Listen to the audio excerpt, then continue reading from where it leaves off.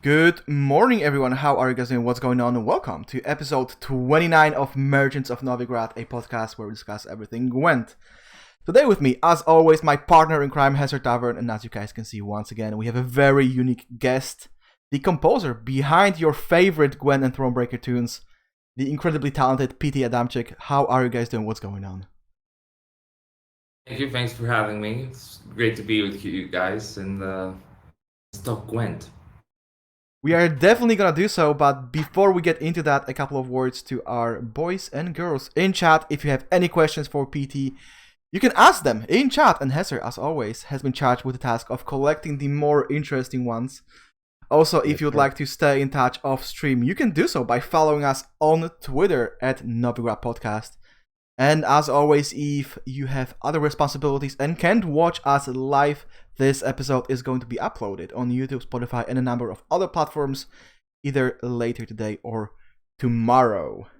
And with that being said, let's get into the first segment of our show, which, as always, is What Have You Been Up To? So, PT, how have you been? Very good. Thank you very much. I just got PS5, so I'm getting into some new games. I'm excited for.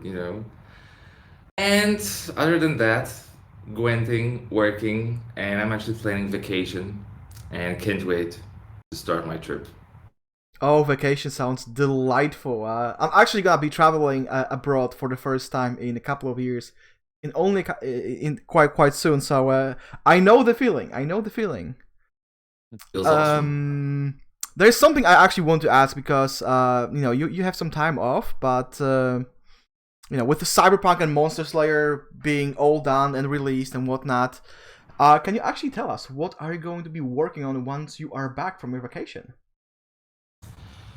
Well, I mean, there's nothing I can actually talk about, which is sad. But I have some projects that I'm working on currently.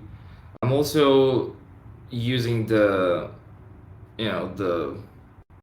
the relative calmness of the period that we're in right now. I actually started working on my own tracks that maybe next year I'm going to release. Who knows how that's going to work out? But this is like my passion project. It's not something connected to any of the projects that I'm involved with. So yeah, I can't really talk about anything, but there are a few projects coming that will have my tunes on it. So can't wait for you guys to have a listen. Yeah, of course, we expect as much because the third installment of this new Gwent set is coming next month. So we expect a new theme from you to be part of that installment. But circling back to Monster Slayer, because I haven't played. I know that Hesser is playing. I've seen some stuff on Twitter. You said on Instagram, and that was like a year ago, that it has some tunes composed by you. Where can we find them? I've been trying. Yeah, I've been looking for them. I don't think they have been released outside of the game, but if you play Monster Slayer, I did like 5 combat tracks and I think 1 exploration track. So, and I think the one exploration queue that I did is the one that happens when at night, I think. So yeah, if you play Monster Slayer, I'm actually playing it. I have my Witcher's like level 15. And right now they have this extended range that you don't really have to go out and look for monsters because the range is so big that you can be literally just sitting in your apartment and waiting for monsters to show up. But yeah, I mean, there's a few tunes of mine there, and Martin also did his part. I think we did like 30 minutes for the game, but I may be wrong about it. Is there any chance you are gonna release them outside of the game at some point? Well, I mean, it's not up to me actually to decide that. It's the Spoko guys that need to be willing to put them out. Um, but who knows? Maybe in the future we'll do that. I'm not really the guy who can just say, yeah, we're just gonna release it tomorrow or in a month. And then It's get in trouble there's with the Spoko guys. there's several people that need to greenlit this whole thing. So um we'll see, but I'm pretty sure, probably sooner there will be some uploads to YouTube or wherever people will just crack open the game and take the music. Yeah, that would be convenient because it's not easy to, actually listen to that music because you're usually just walking down the street and, just playing the Yeah. game muted, right? Exactly, Yeah. exactly. Yeah, and you have to have your earplugs or your headphones because I'm pretty sure people would not be amazed by all that LLA when you are walking the street and playing the game. Yeah, that's true. For a moment, I would like to go to you, Hesser, because there is some news involving you that I discovered by accident. I still feel a little bit pissed off about that because I expected to be the first to hear, but you joined the Russian Gwent team. Oh What's yeah, the that's story? right. I know you're not pissed, in fact, but the story is actually, quite simple. There were just guys who we were, just talking with after the tournaments, after I was translating them, and they were, in that team, and I decided that I would like some help and some coaching for Gwent, and decided to just join up with those guys to have some conversations about Gwent and not only. And I've recently switched to the Russian segment as well for streaming, so I decided that's gonna be a good move. And yeah, we're having fun there. I don't know how long it's gonna last. You know me, it's like streaming for half a year, then quitting, and then just coming back. So it's probably gonna be pretty much the same this time. I mean, there is a strategy to that because whenever you come back, people are gonna be like, "Oh my God, he's back! Let's follow, let's Yeah. sub." You know how it works. Oh yeah, I'm using the same wave that we were discussing before the stream, actually. Just getting back at the right moment, right? Oh, The release yeah. of, for example, the Witcher TV series. Okay, I'm there to watch with you, right? Yeah, right now you got back, and we got the Netflix thing, the Netflix movie. Did I have you actually watched, guys? The anime Netflix. I don't remember the title. I'm sorry. I know it released. Yeah, I still have it on my to-do list to watch that. But I heard from people that this is pretty cool, so can't wait. Yeah, I watched it and I really enjoyed it. I'm like, I don't know, maybe I'm not like a super sophisticated Witcher fan like Weisenberg, Yeah, but you're not hardcore I'm enough. yeah, I'm just like a casual fan of whatever the Witcher universe is throwing at me. I'm just taking it, right? Yeah, I always say that Netflix and Witcher it's not a good combo. But that's me. I always feel like CDPR has set the bar extremely high, and for Netflix to get there is almost impossible. But that's my own take on this. And then of course you have all the lore stuff after reading the books, and pointing out that this is not how it happened in the books. But yeah, on behalf of CDPR, thank you. Yeah, I actually forgot you are part of the team. It's so easy to forget sometimes. But speaking of CDPR and the work you're doing, let's get into the actual podcast content because you are a composer and an artist, and we are a bunch of laymen. Like we know nothing about music. So assuming that we know completely nothing, can you walk us through the process of how the Gwent or the Thronebreaker soundtrack is or was being made?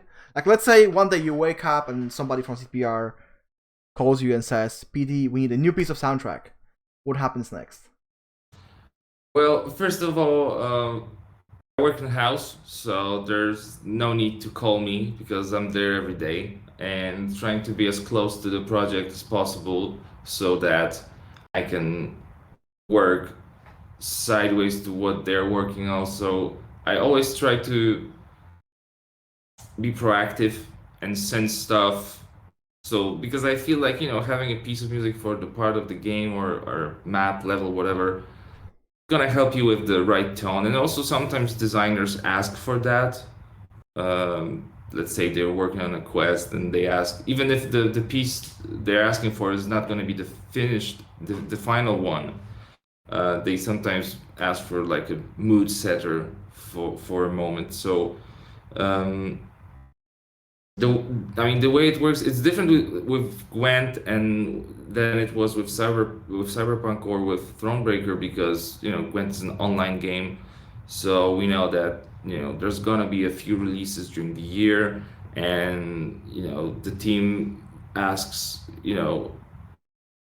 sometimes they ask like what you want to do, with the theme for the menu or for the trailer, and sometimes they already have a strong vision, like what they want and what they need. For example, the tracks from the newest journey, they just informed me like, okay, we need tracks for new boards because this is gonna be the new vanity in this journey.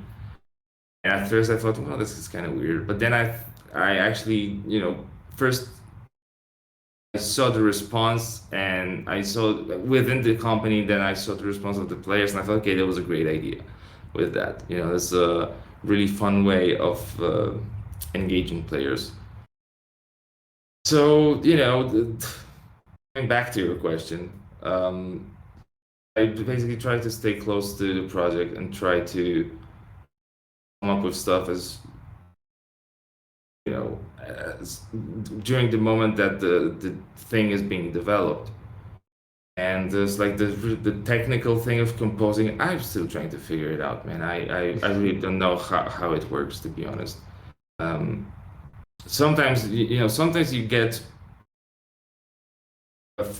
there is something, let's say, in the character or the theme for the expansion, if we're talking about Gwent, that immediately strikes you. Okay, I think something would be appropriate, like an instrument or maybe a tempo, or you have a melody or riff, whatever, and you basically try to make this thing pull you through this whole thing, and you try to compose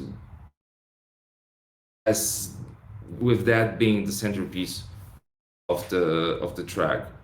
Other times it's just like you would try whatever because you don't really know what's gonna work or what's gonna be the appropriate. So it's really hard to answer. It's really hard to answer. It's really hard to do. Yeah, but I have to say I really enjoy doing those Gwent tunes. I get a lot of great messages from people that I actually didn't expect that in the beginning, because I thought, well, it's a mobile game. It's an online game.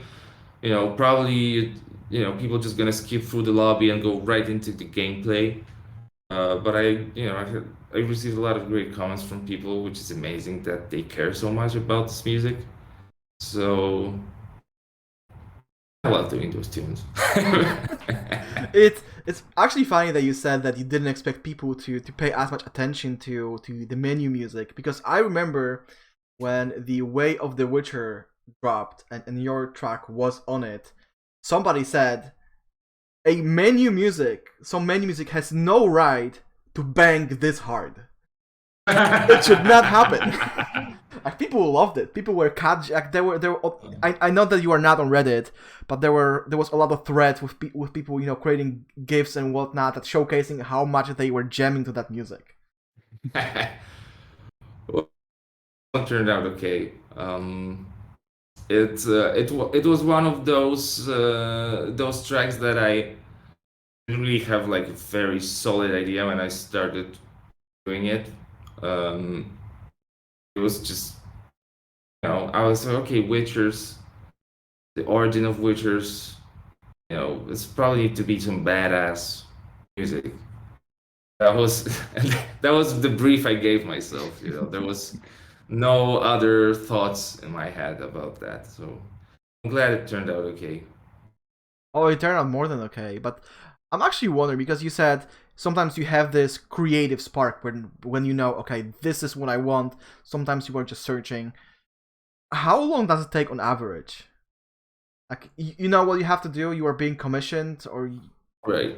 Well, I had this thing that a track that's like 2 minutes or 2.5 minutes, I try to finish it in a day, or at least get the sort of main compositional piece in it together within that day.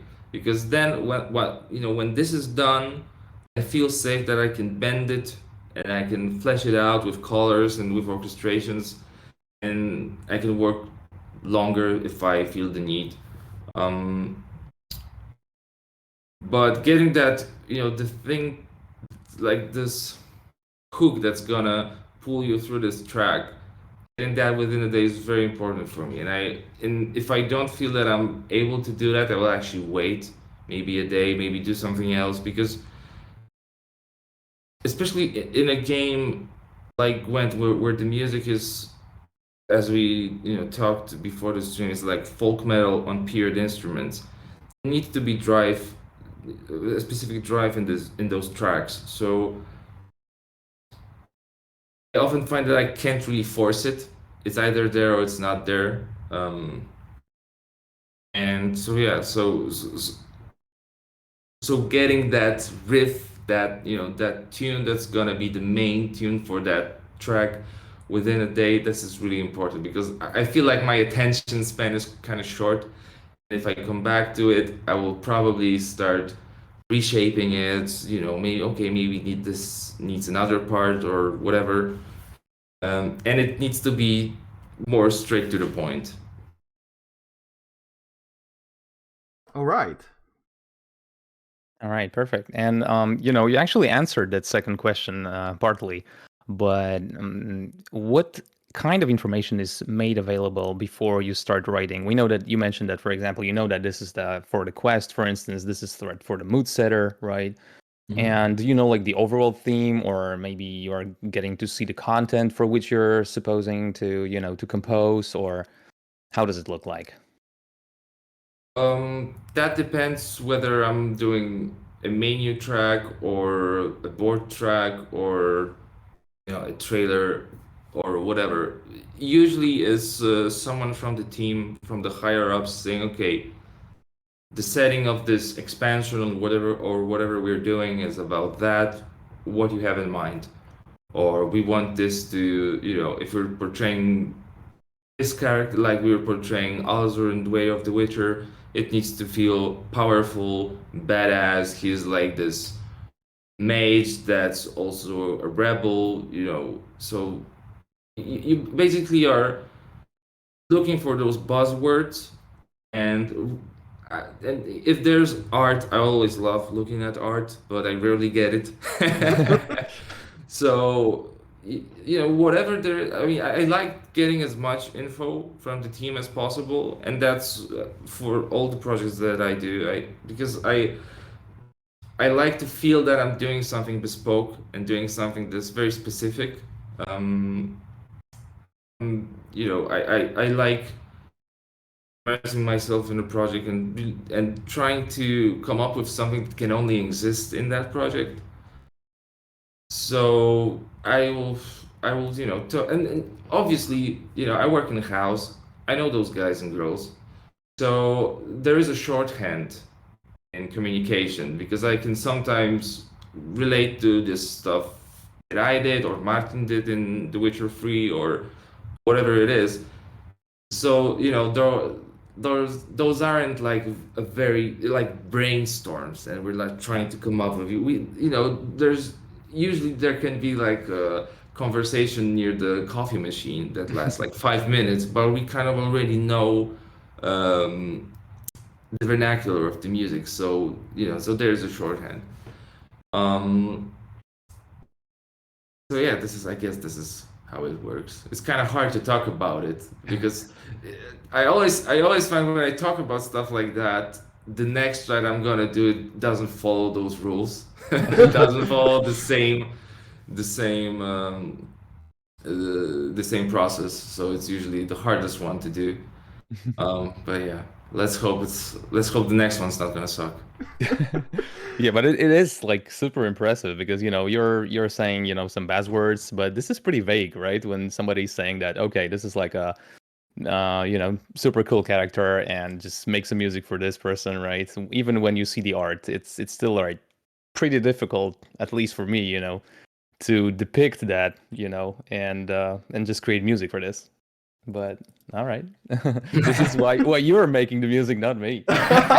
Well, I always try to go back to Witcher 3 soundtrack and also take inspiration from that and from Martin and Mikołaj did, and try to expand the musical vocabulary of that game, because this is like our canon musically, All right. And when we were doing, for instance, the Novigrad expansion, the first thing that I thought is like, okay, we're gonna use the Persons of Novigrad as as the theme for Syndicate, because Yeah, it's a this pretty is good tune. something.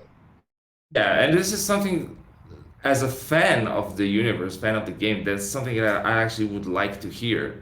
I would like to hear tunes from the previous game, because it ties everything together Oh yeah. and it makes the franchise cohesive, and it's it's like putting on an old pair of shoes, listening to a tune that you haven't heard in a while, and all of a sudden there it is, dressed up differently, but this is the tune. So I like doing that. I like coming back to themes that Marcin did. I remember in Iron Judgment, I used Mikołaj's theme for the Witch Hunters.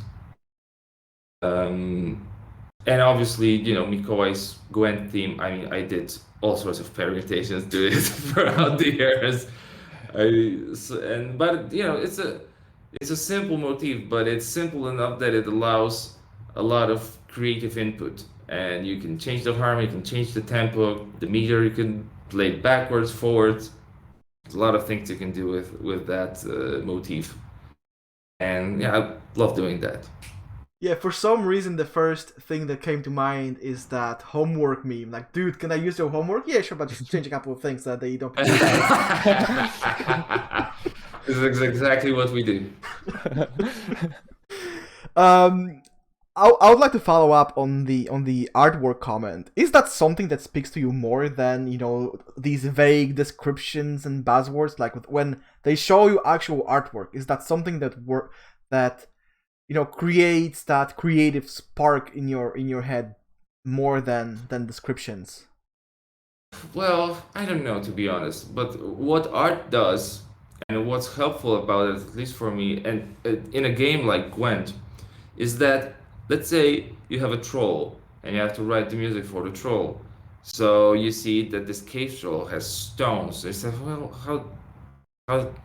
what sound they making, And he says, maybe I can use that as part of the percussion or whatever. And a lot of the times, if I'm, struggling to find the correct idea, I go for that. And it may sound stupid, but this is something that this is like the trick that I discovered throughout the years that works when you have to deliver quickly. It's not really coming together. Let's just look at it. Okay, how the hell this guy sounds? What sound is he making? And try to at it from like a sonoristic, sound designy way. So sometimes it works like that, but it's very difficult to answer this question, because sometimes buzzwords are enough. It may sound like it's not much, it's not a lot of information, but sometimes this is all the information you need, especially if you're working on a project for quite some time. You know what things already feel appropriate even before you hear them, So, yeah, really hard to answer.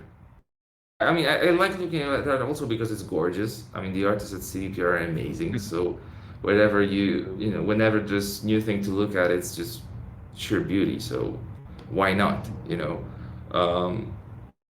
But yeah, but as I said before, I will take whatever they give me. And speaking of which, it actually connects with our next question, which is, how much creative freedom do you have when working on something new for Gwent? For instance, and I told you that on Twitter as well. When I was first listening to the Thronebreaker theme, I was like, dude, this is Howard Shore. This is Lord of the Rings, all over the place. Is that something that higher ups need to greenlight, or you can just do whatever you find appropriate? Well, generally, the music team at CDPR has a lot of creative freedom. There's very little micromanaging inside the team. Like Marcin is not the guy who would, you know, give you hours and hours of feedback on a track. As long as it's following the unwritten guidelines, you know what I mean. As long as it feels appropriate, he'll be okay with what I'm doing. And the same thing sort of goes to other departments that may have an influence on us. We usually try to work as collaborators, so if they have something that really doesn't fit their vision, I would listen to that feedback, and I'm happy to change it because I'm always coming from a point of view that the designers or the game makers in general, they spend their life with the game. They probably know it better than I do. Even though I work in house, but I work in house, but I work on different projects within CDPR, so my attention has to be split between those. And if a lot of the designers, let's say for Gwent, they work on Gwent only, so I feel like they probably know better. And good example is when I did the Price of Power track. I was the main sort of motif that starts the very beginning of the track was first done on accordion, and someone, I don't remember who it was, said that in the Witcher world, accordion is vampires, and there's no vampires here, so can we please change that instrument? And I'm like, okay, this is a fair comment, because Marcin did use in Blood and Wine the accordions to portray vampires. Okay, that makes a lot of sense to change it. But other than that, it's usually just sending tracks and they say, okay. I mean, usually the trailers are the most difficult because there's a lot of things that need to come together. The editing, the voiceover. So there may be other departments may be a bit more involved in the music, but also that's just the nature of the process, and you kind of have to pay attention to that. And if you can sort of embrace that, usually best things happen, because you always have to remember that those people don't want to harm your music, but you are part of the project and we all need to work together. So their comment probably 99% of the time probably is gonna make the whole thing better. So the smart thing is to listen to that comment. It's actually interesting that you said that the Price of Power theme, that you specifically had to move from accordion to something else, because to my semi-deaf ears, it still sounds like accordion. Well, this is a hurdy-gurdy plus solo cello. So the combination may have a bit of that sort of wonky accordion-like timbre to it. There's also an organ very softly playing the same thing in the background, but it's really hard to listen to. It's more just to fill up some frequencies. But yeah, but when the accordion was there, it was like really there. It was the lead instrument of that. Because my first impression was, I mean, you said that the reason why you had to change was it sounded a lot like the Blood and Wine soundtrack that is vampire related, and that was also my first impression. I was like, this is on the Chant Désolé all over again. Like the first riff, it just sounds like it's banging exactly the same way. Well, maybe subconsciously, maybe I was thinking, that magic, this has something to do with older, the unknown, the older powers and stuff like that. Maybe that's because, that's how the vampire sort of influence came in. But it was probably more subconscious than conscious, to be honest. I was just that, and coming back to one of the previous questions, like this one was actually fairly easy to do because I had that motif pretty quickly, and I thought, okay, this is probably gonna work with this whole setting, it's probably gonna be appropriate for the trailer and for the menu track. So this one came together pretty quickly. Yeah, so on one hand, we know how you're working on, for example, Gwent tracks or just the CDPR's music, considering The Witcher, right? That you're working around the canon, revisiting some pieces to make it cohesive. But what about, for example, creating some other piece of work? Are you like, for example, going shopping before you go to work and you listen to some already existing soundtracks, OSTs, genres, and etc., or does it look differently? You asking about any other project or something Yeah. that I'm doing on my own in let's say free time? Okay, that as well. That would be Well, interesting to hear. the thing is, I love instruments and I like getting my hands on instruments and trying to figure out what they can do. Because I have a lot of books on orchestration, but the real knowledge I get is actually when I can hold something and figure out, okay, so you can actually put your hand here and you have those two notes can be played at the same time. And the same thing goes with synthesizers. Like I have a lot of VSTs, I have a lot of virtual synthesizers, but they are not giving me the sort of the feedback that I would like an instrument to give. I hate mousing. I hate changing knobs and moving knobs with a mouse. I would much rather have a simpler instrument, a simpler synthesizer, with not as much LFOs, not as much, oscillators or whatever. But I have it being a physical thing, then I can actually spend some time, and I like spending time with it. When I have to mouse things, I'm usually bored like after 5 minutes. So instruments are really important, and trying to find instruments that first of all I can get, that so they have to be around somewhere. The second thing is there's got to be something in that instrument that's appropriate for what I'm trying to do. But also I like instruments that, especially when it comes down to like synths, that don't have a typical interface. And what I mean by that is, I've been to music schools and blah blah blah. I've studied music a lot, but usually we're accustomed to the interface of a keyboard or a score or I don't know guitar neck or something like that. But when you have an instrument that doesn't follow those guidelines and it's just a bunch of knobs or a bunch of patch cables, you do think really differently about what's about to happen and what you want to do. So I really look for instruments like that, and it's not only like modular synthesizers. Also, in Gwent, we talked before.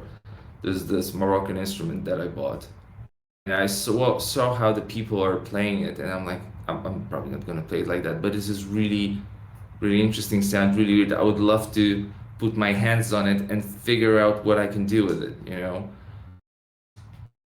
So the instruments really important, and this is usually my point of entry for any project.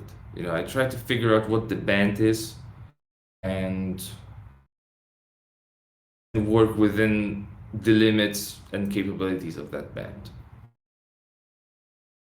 Yeah, I think Alright. the question was also about shopping in the sense of uh, let me explain first, because as somebody who went to university, what they always taught us is you don't have to reinvent the wheel. Like if you have a project, you have to do something, look for something that's already been done. Is that something you're doing? Like okay, this is what I've been commissioned for. Do you instantly go, okay, let's check the Witcher 3 soundtrack and to see if I can come up Right. with something right there? Right. Well, okay. Obviously, there are projects that are basically just following certain rules of a genre. So it's very important for you to know those rules and to either disobey them or be in sync with them. Sometimes also you can be very creative with using, let's say, well-known tropes of a genre. By infusing them into what you're doing, you can actually create some interesting context that what was not there before you did that, and that can be very powerful. I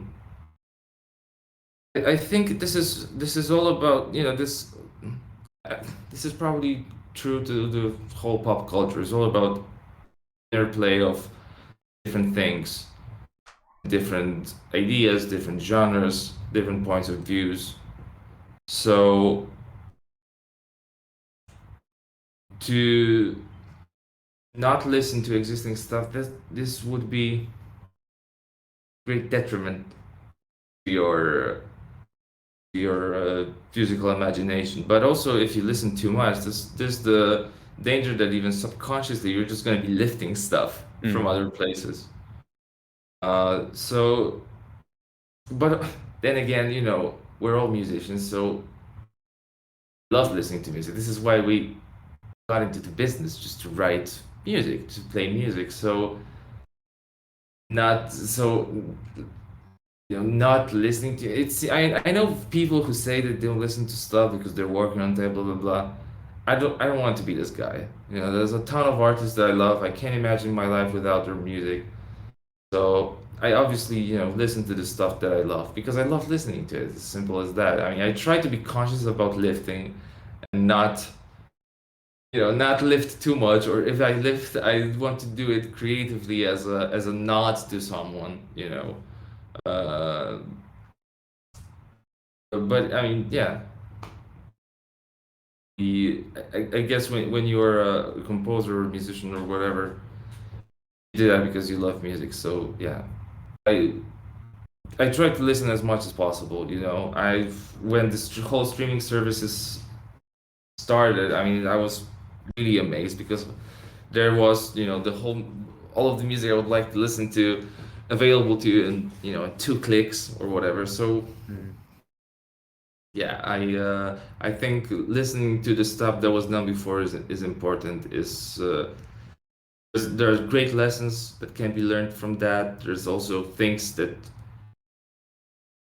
can be avoided. You know, you can learn from other people's mistakes also. So this is also valid. Um, and it's really difficult in music to really reinvent the wheel. You know, it's really difficult. It's still possible. The likelihood of it happening is very little. You said that you're listening to stuff, you are looking at stuff, looking at artwork when working on Gwent music. But do you also play Gwent or Thronebreaker or the Witcher games when you know, okay, I have to compose something? Let's see how the game plays, that I get a better idea for when it comes to what I'm composing for. Yeah, I like doing that. Especially in games like Cyberpunk, like Thronebreaker, when there's a story, I really like doing that because I feel like that because I put myself in the shoes of the audience and I try to see the game sort of from their perspective, and that's why also I'm not doing it, you know, as much as let's say a designer or someone else would do. I'm playing like every 2 3 weeks to figure something out, and I feel like I always have a fresh approach and a fresh eye, and I look at things more from the audience's point of view. And it is, and I think by doing that you can come up with some pretty creative ideas. You know, sometimes write a track that works in contrast with something, which is always a very powerful thing. Or you know, you can hype up a moment, make a moment more scary, make a moment more romantic or whatever. So I try to play that. With Gwent actually, when the whole homecoming thing was coming together, I was playing a lot of, because we were, you know, introducing the dynamic music system, and we were really trying to fine tune how to do that because we wanted to do it, but then we thought, okay, but what's the right amount of interactivity versus non-interactivity? Um, how much, because also, you know, coming from the beta Gwent, was just loop tracks. So we didn't want to make a whole weird interactive music system that would change a lot of stuff because it would feel kind of weird compared to stuff before. So we just basically wanted to take the best of both worlds and try to find the right amount of interactivity. And then, so playing the game really helped us figure out, okay, this many cards, maybe the drums should come in here, maybe we should wait one more card or start it earlier. So that was important. That was a lesson we learned by playing the game. So yeah, whenever I could, I tried to play every once in a while to get a fresher perspective on things. Oh yeah, it's like super visible in Cyberpunk, in my opinion. Like without that music, the game would be, I don't know. For some people, would be probably worse. For some people, would be like a normal game, right? For me, it was like a pure masterpiece. But I'm like in minority, unfortunately, I guess. But you know, Thank you very much. with the music, that was just something unforgettable experience for sure.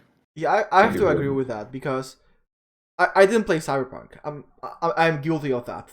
This whole sci-fi thing is just not my world. It's not my cup of tea. But I remember being very, very reserved about Thronebreaker. I was like, yeah, but then, you know, there's some older guy telling you the story. I really don't want that, and I don't know how I feel about all those quests and puzzles. It's not really my thing. And then I heard Calm Before the Storm, which was part of the soundtrack, and I was like, if this is the music in this game, I'm gonna play it regardless. And I bought Thronebreaker and I played it. I couldn't care less for all those quests and puzzles, but music and also dialogue and you know how the whole world felt. I was like, this is a completely new format when it comes to the Witcher games, but it's still kind of the same. It still gives you that feeling that you are embracing the Sapkowski world in this very specific way. Thank you very much. That's I keep Thronebreaker really close to my heart because it was like the first real game that I did from start to finish, and it was released and it had a soundtrack release. So this was like a major milestone in my life. So this is a project that was really important for me, and you know, we kind of approached it very seriously in the way that we spotted the music and then we implemented it, because there's a lot of music in this game. It's like 3 something hours, and for a game of this scope, this is actually a lot. You know, a 3 hours of assets is probably of music. Sorry, 3 hours of music is probably, you know, it's a AAA game amount. You know, but I think this is something that we like doing in the music team at CDPR. We like to, we not push things to their limits, but to really give the players the feeling that, you know, even after 15 hours of gameplay, 20 hours of gameplay, there's still some new things that we can throw at you, you know. So don't feel comfortable after the first 10 hours. It's not like you've seen everything already. There's still gonna be those surprises, and they can be very powerful, and they can break, you know, the monotony of a gameplay loop, I think. And we love doing that. Right on. All right, perfect. Okay, so actually, the next question was answered as well. So maybe I'm gonna push another question from the chat. There was a guy asking about the music tools that you are using, and he wanted to know if you're using like the standard music tools like Ableton, FL Studio, and so on, or are you using maybe some handmade software, like, you know, specifically for the project? How does it look like?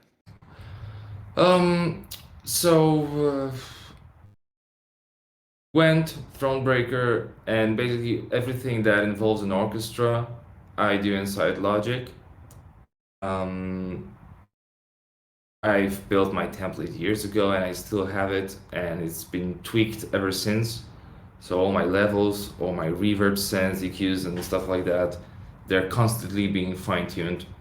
And with Cyberpunk, everything was done in Ableton, simply because the way I approach the production of the music is I recorded a lot of analog synths, and in Ableton is very easy, and it sounds really good when you warp a track, when you warp an audio track. And I think because the interface is built in a way that the transposition knob is like right there. You don't have to search for it. You don't have to, type it in a command or whatever. It's really handy. And actually, that was the reason why I stick to Ableton. Is that transposition knob was so important. I don't have any custom software. I would love to. I have a few ideas about some custom plugins, but it's usually when it comes down to software, it's usually the stuff that anybody can get.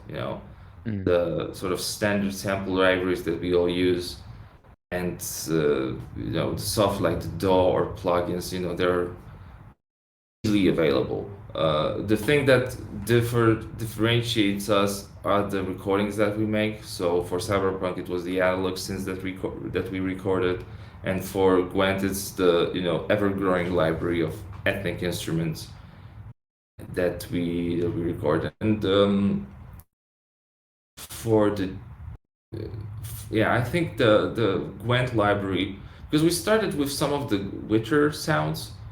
Then we started recording our own, and I think we have, I don't know, hundreds of gigabytes of those sounds, and we always look for more. Actually, recently we had a session, and the tracks for the journey were, I think, two of the tracks were conceived during that session, and Marcin and we actually have a third composer on board. Since January, we're just prepared very simple riffs and then played around with them, and these were the sort of building blocks for the journey tracks. So this is probably the thing that most people can't get or can't have, because we made those recordings. So that's probably the custom thing, and it's also the sort of the defining element, I would say, of Gwent and Witcher music in general, are those ethnic instruments. And I play guitar myself. I play saz and bouzoukis and stuff like that. And I'm originally a drummer, so whenever there's a drum, I also like to record some percussion, because programming percussion is a pain in the ass to really do it well.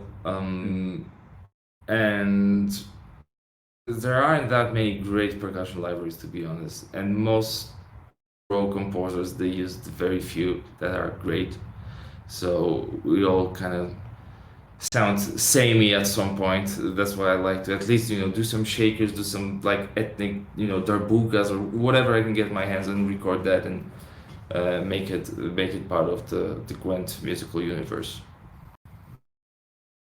All right, awesome. Well, this is something that also interests me, because I know that a lot of professionals, for example, when they are creating something, they already have, all the pieces coming together in their mind. And I wonder if you can actually, memorize all that stuff that you have and pick it up, on the spot, and then, put this all together when you're just creating the track, for instance. Is it really, possible to do, or do you have to do some more work? You talk about instruments in specific, Yeah. like. Or, just use the samples that you have already recorded. Yeah, because when I buy libraries, I buy one at a time, always. This is like my rule of thumb. When we do recordings, we do very specific recordings, and you just add to the pool of possibilities, you just add one more at a time. And I think that helps with everything, of the memorization of it all. Also, the naming conventions that we have of the files helps. Mm-hmm. And this is sort of like a mundane thing. It's not really sexy to talk about, but the way that you name a file, that even if you search through your drive and you just type in something, that there's gonna be something that's gonna that's gonna show up that may be appropriate, maybe something that you're looking for. But I think because we just do one at a time, it helps with keeping track of everything.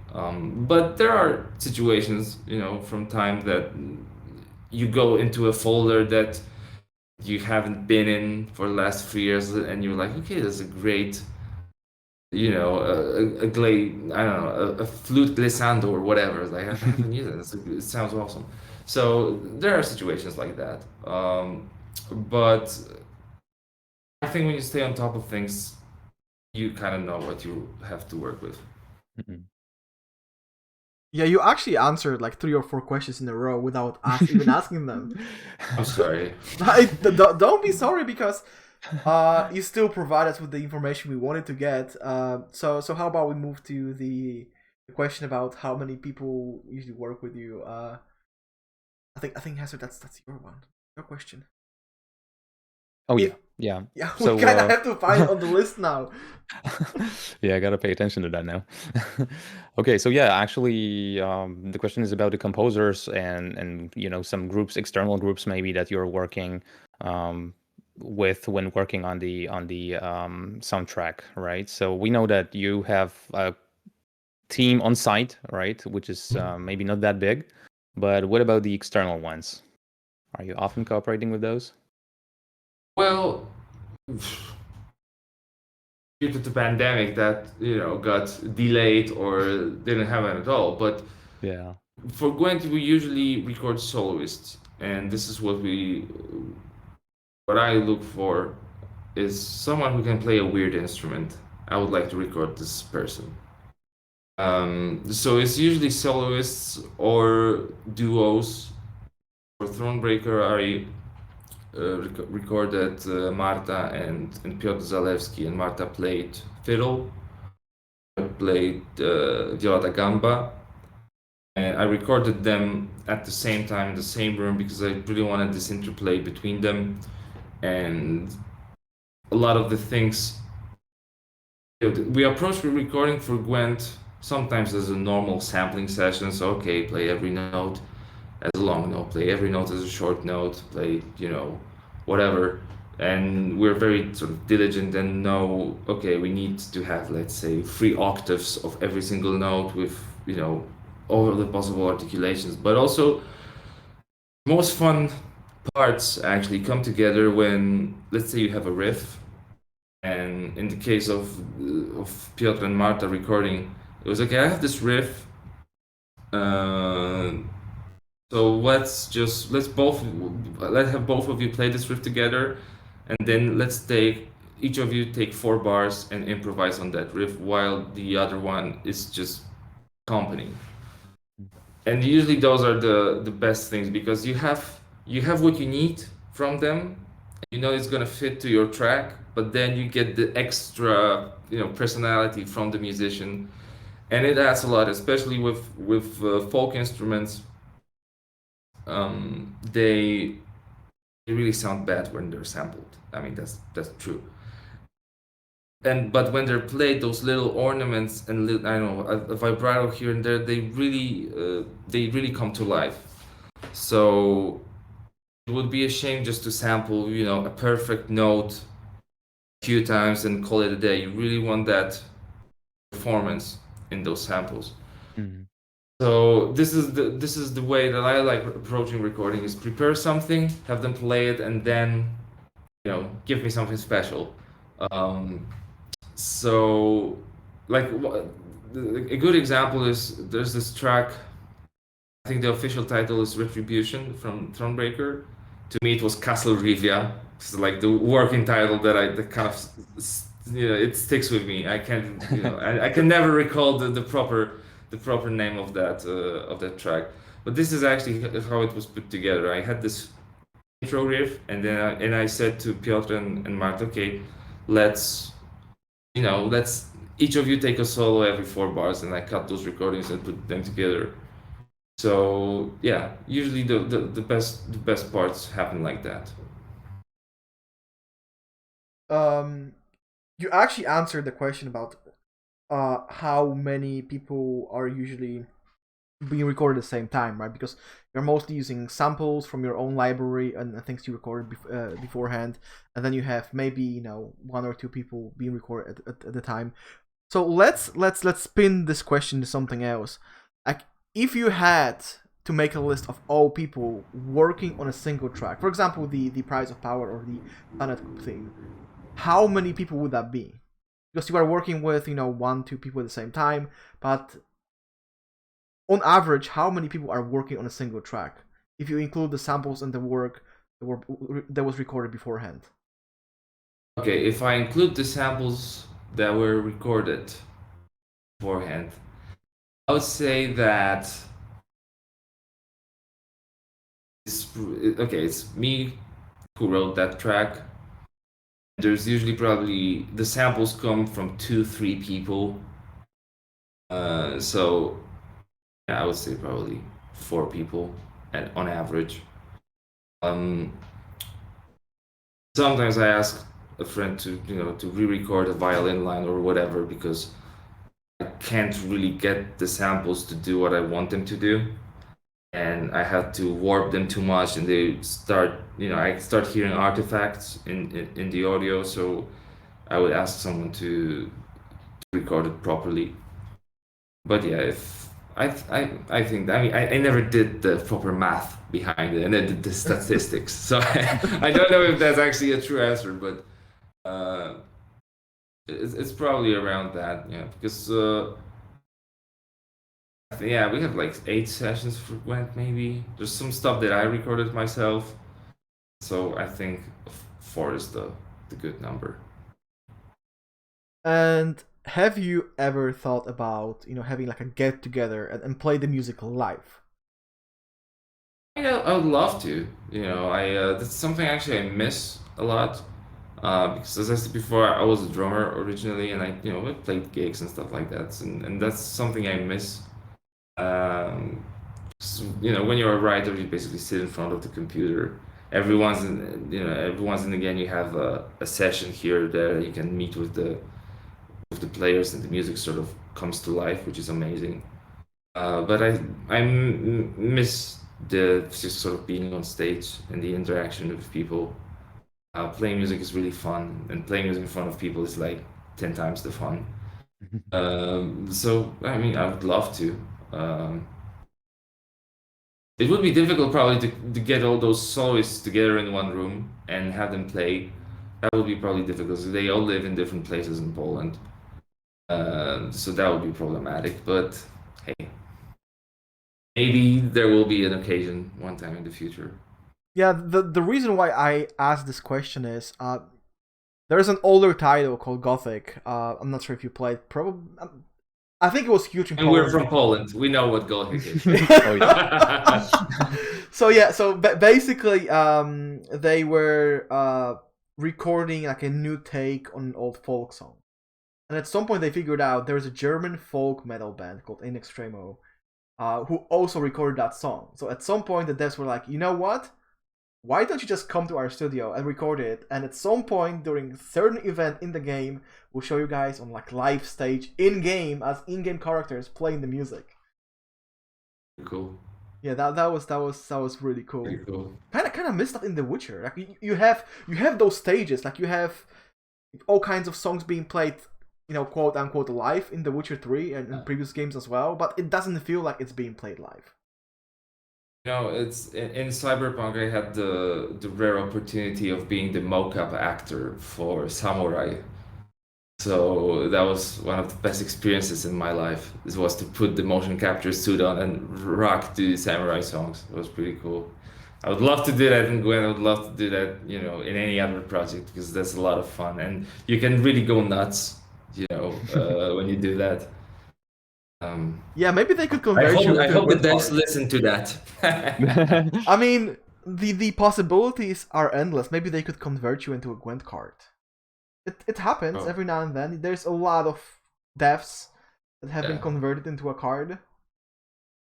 Well, maybe I'm still not worthy. Let's see. I think we asked this when Anna was on our show, the community manager, and she said that the list is pretty long right now. All the devs and people who are working with the team. who they Yeah. want to convert into a card. But she said it's a very fun process because the voice lines are obviously being recorded by someone else, but all the other sounds like grumps and screams and whatnot, she had to record it herself. So that was like the fun part of the process. So who knows? I mean, I would love to do my own voiceover, to be honest. Yeah, That would I probably- kind that would of probably be the imagine you one as a thing I would Skellige ask card. them. Yeah. That'd be pretty cool. I mean, all the the funny thing is, when we were doing Homecoming, I was responsible for the monster deck, and when I was the company, the first couple of days, Martin told me that okay, the idea for monsters is that we're gonna have growls, but we had very few growls recorded for the music, and in the combat track for monsters, there's a lot of me screaming and doing like a black metal crow like growl. It's really fun. So I can do my own, I can do my own voiceover. So I would probably see myself as a monster. That would be, It's funny that you that'd be mentioned pretty dope. the monster track specifically because I remember having a talk with one of my real life friends who was really into Hearthstone, and I was like, dude, you have to try Gwent. Give it a try. And he was like, yeah, why should I try Gwent? And I told him, the music is amazing. And the example that I used was the monster track from Homecoming. I played it to him, and he thought, wow, this is like a completely different level. Because, all these other card games, they are very cartoonish and not exactly serious. And then you have Gwent. Yeah, thank you very much for that. I mean, that was a very conscious decision, kind of late in the process, that the better music has to go because the game got kind of more serious. I mean, obviously now the music is already in again, but the game got darker, so the music should also get a bit more serious. So yeah. One thing I was wondering about is, do you have different takes on each theme that you are composing? Because we know that from visual artists, from people who work on Gwent artwork, that usually they have like 3-4 sketches. They go to the management, they show it to them, and they have to pick one, and then they continue working on that one sketch and convert it into a proper card. Is that also the case when it comes to music? Like you have 2-3 ideas, you go to the management or to the higher ups, you play a sample to them, and they're like, yeah, we want that one.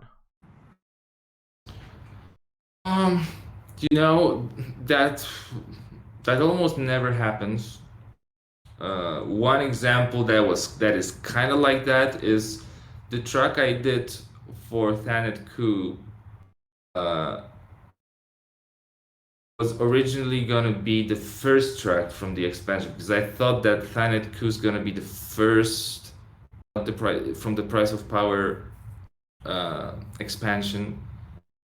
I played them, it's like, okay, it's way more Harry Potter, it should be way more serious. And I figured, okay, so the Aretusa buzzword that I got is probably the wrong buzzword. And I probably should look for something else. And then I did the track that ended up as the menu track. But that's like the only instance of it happening that I can recall. Maybe because I work in house, so I kind of know what we're doing, and I try to get updates from the team regularly. And I don't know, that kind of I can't remember like presenting a couple ideas. I also have like a sort of philosophical problem with that, is that I can't concentrate on two things at once. Like if I'm gonna devote myself to doing a track, I have to feel 100% confident that this is the track that I want to present. You know what I mean? Like splitting your attention into two things and like, okay, because ultimately what's gonna happen, you're gonna have a favorite in those two. You're gonna feel stronger about one than the other. And I think as someone who creates stuff, you have to follow your gut instincts. Like, okay, I think it's gonna be this. Worst thing that may happen is someone's gonna say, I think it doesn't work here. You should try again, and then you try again. But I think you have to sort of trust your instinct. I think, and as I said, it rarely happens in Gwent that I get like a complete no from someone from the higher ups. It's usually like, this track is really cool, but maybe let's use it over here and let's have another go at it. Yeah, I think it feels like there's like a difference between, the guidelines, maybe the requirements between the artists, right? The visual artists and musical artists in terms of showing off some, for example, some different versions, right, of their work. I also feel like at the company, because of the work that Martin did for Witcher 3, everybody kind of has an idea what the Witcher music should be. Mm. And I think we all are on the same page about how far from the canon we can go. And I mean, as simple as it's possible. Like, I feel like as long as I use the Witcher instruments, I can probably do whatever I want. Because in the end, it's gonna sound like Witcher music. So I can get as crazy as I want with harmonies, like as crazy as I want with, I don't know, time signatures or whatever. As long as I have those sazes and kemenches playing, it's probably gonna be okay. It's a very, very simplistic way of putting it. But I think this again is a testimony to how great the Witcher 3 music was, and how much of an impact it made. The entire studio, even though new people come and go, everyone's kind of on the same page as far as what is Witcher music like. Mm-hmm. Out of pure curiosity, have you ever thought about trolling the management? Because you said you can improvise as long as you have a specific kind of instrument or instruments in the tune. Have you ever thought of going complete YOLO and then writing something completely out of line, but as long as you have those 2-3 instruments, it's gonna be fine? Well, now I want to do that. It seems like a fun challenge to do. Doing the Witcher equivalent of re-rolling the entire management. I mean, that sounds fun. I mean, I'll think about it. But if you do that, we would like to hear the result at some point, because I'm pretty sure it wouldn't be added in the game. But actually, it's something. I mean, no. The whole thing is to put it into the game and make everyone notice after the release. I mean, that's the fun part. Yeah. How to do that? That's the question. Yeah, I hope Jason. Good job, Weisenberg. Yeah, like we always try to give you guys new ideas. It's amazing. No, I mean, I grew up listening to like 80s metal, and back in the day it was popular to put stuff that will only play in reverse. Maybe that's something to think about. When you play it in reverse, you get Rick Astley. Yeah, for some strange reason, my Twitch mind thought of Gachi. just adding weird sounds to the tune and hoping nobody's gonna notice. Or that people who are not aware of Twitch culture are not gonna notice. Yeah, there's the possibilities are endless. Oh yeah, absolutely. We can actually move maybe to the question we got planned later on about the. I'm gonna steal that one from you, WB. Yeah, it's okay. About the shitty flute, right? Because there was like a segment, like a musical segment. You're not involved in that one. Oh, okay. Who was? The person who is has my utmost respect. I actually don't know who was responsible for that. Someone from the sound team, I assume. But I don't know who's the one to blame. It's yeah, you don't blame them. It was genius. Yeah, it was. We were trolled so hard. Except those very. I'm not sure how many people do that, but a lot of people don't listen to in-game music anymore. And this is actually something that I would like to ask. Do you feel disappointed or maybe even offended that so many people, for example, streamers, content creators who play the game for so many hours, they don't listen to the in-game music anymore? They just turn it off and listen to whatever they want to. This is I don't feel offended. First of all, I mean, this is their game; they can do whatever they want. Um, this is a really difficult thing to in online games, in multiplayer games, to write music that will be there forever.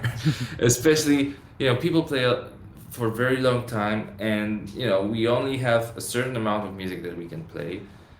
So yeah, it can get. I guess it can get annoying. After 3, 4, 5, 100 hours, and you still have those couple tunes to choose from.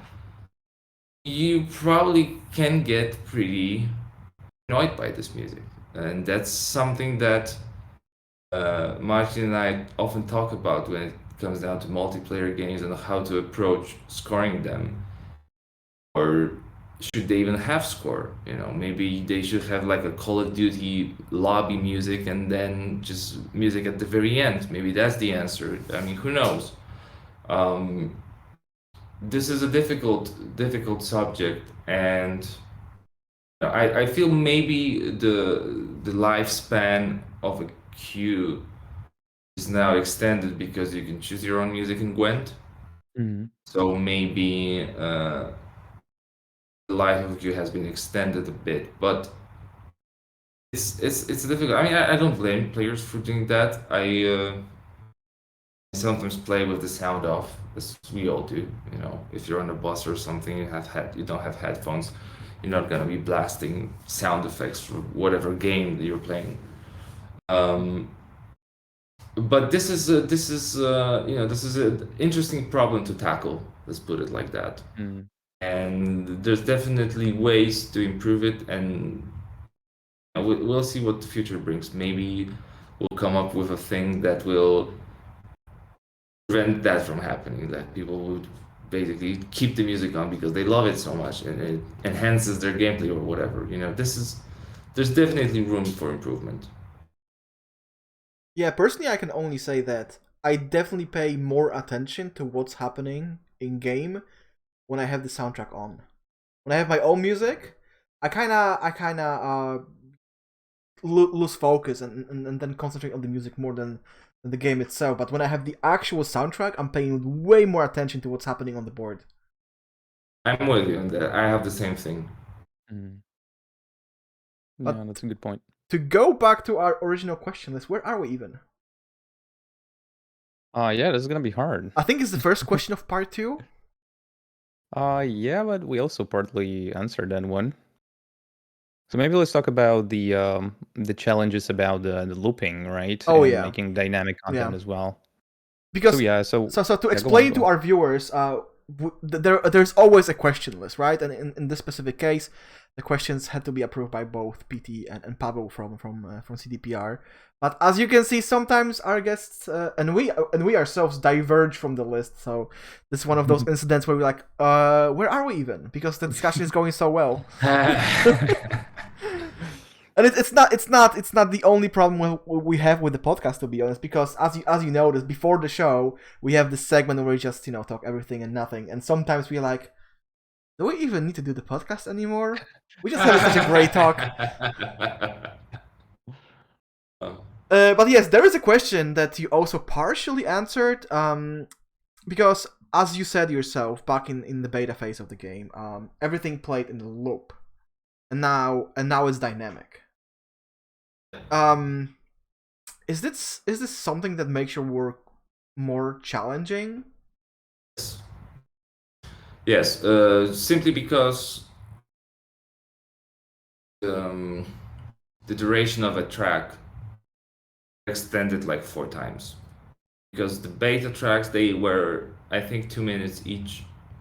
And 2 minutes is not even just the combat phase of our dynamic track right now. Most tracks, if you put them together, side by side, and not even because even the Spotify releases, at least in my tracks, I omitted some of the fragments that I felt are disturbing the flow. But if you play from very beginning to very end, almost all of them are like 9 minutes long. And we discovered, while doing that, we discovered several challenges. Not only implementation, but actually also in composition, how to approach that. Because, for example, I quickly realized that I can't just slap a loop of with a drum groove onto the ambient layer and call it a day. I actually have to arrange a specific drum part for each and every segment. But then again, it has to still flow with all the others, you know. So I'm very, very conscious about where is the moment where the dynamic gets its peak, and when it comes down to, you know, the most quiet, the quietest part. And you think about it, and then okay, but because we have this, the way the ambient layer works, it's constantly being rearranged and played in a random order. How do you prevent, let's say, going from the peak to another peak? You know, how do you? So those are the things that I think about when I write. And the same thing is for the combat layer. I try to make sure that whatever the order is of those segments, that it's still gonna sound like a piece of music, not just a bunch of random loops. And you know, there are obviously compositional techniques to achieve that.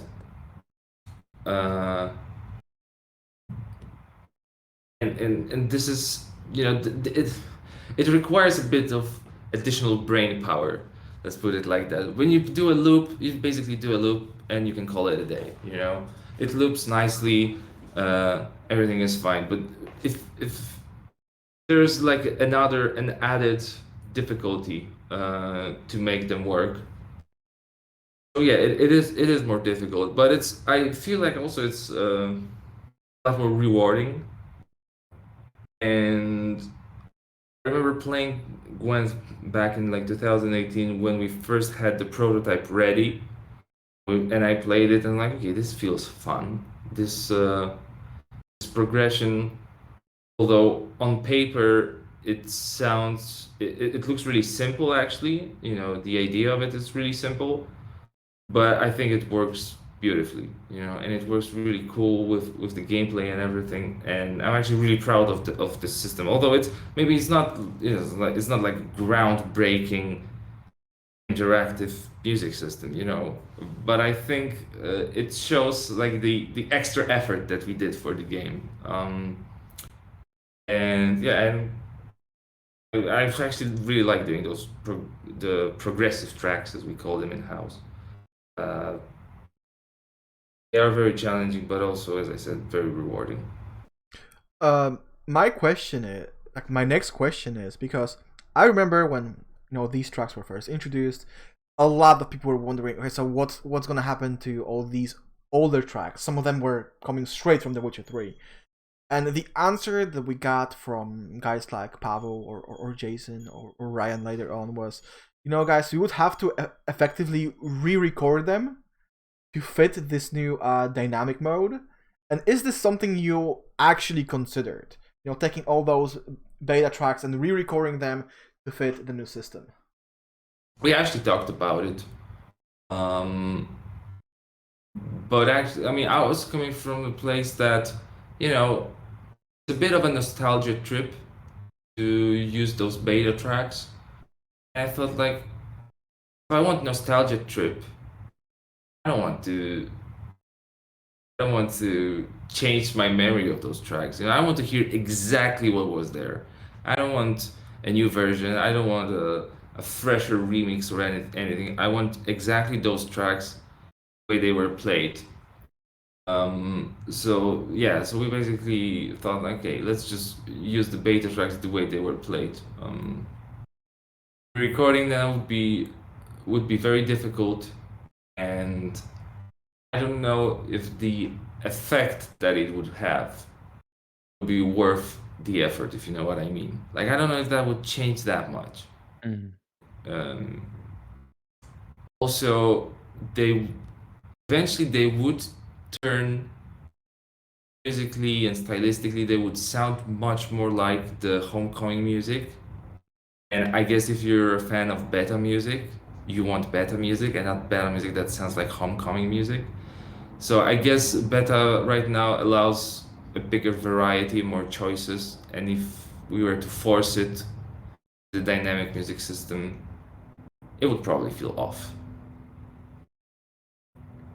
Yeah, it definitely sounds better to hear the old music. I think this is what it's for, right? Exactly. What was the plan with the with the devs and the game director? What they thought when they had that in mind before, and it's doing its job. I think the next step would be like giving us an ability to play the random piece, right, instead of choosing it automatically. I some people in chat mentioned that as well. That'd be cool. And yeah, I let's do everything. This is my attitude. Like I love all those ideas. I mean, the idea, as I said before, the idea for the music being the vanity, it wasn't my idea. It was someone else's. I don't even know whose. But at first I didn't like it, but now I thought it was a brilliant idea. So I'm open. Like let's do it. Yeah, we are setting the tone here, coming up with new ideas for CTPR. We should be getting paid. Let's be honest. You should. Yeah. Moving on. we are being paid, but in a different place. Moving on. We actually again answered all these questions here. I have one question from Alice from chat. Maybe we're gonna ask that one because that's an interesting one. Yeah, a question about your favorite piece of lore, character, or place or event that you would like to write about someday. Do you have something like that? Well, from the games I was involved in, Gascon was definitely my favorite character, and my favorite villain was the Bloody Mistress. And I remember I did the Bloody Mistress track, I think in like 5 hours. It was really quick. Like, oh wow, this whole thing sounds amazing. And I remember I was spotting the game, and Machi and I were picking, okay, I'm gonna write this track, you're gonna write this track. That was the one track, like, okay, I'm writing this one. From the very point, from the first time I saw this, sort of the idea for the character, like, okay, this one's mine, I'm doing her track. So probably those two. From The Witcher, it's very difficult because there are a lot of great characters. I mean, I love Dandelion.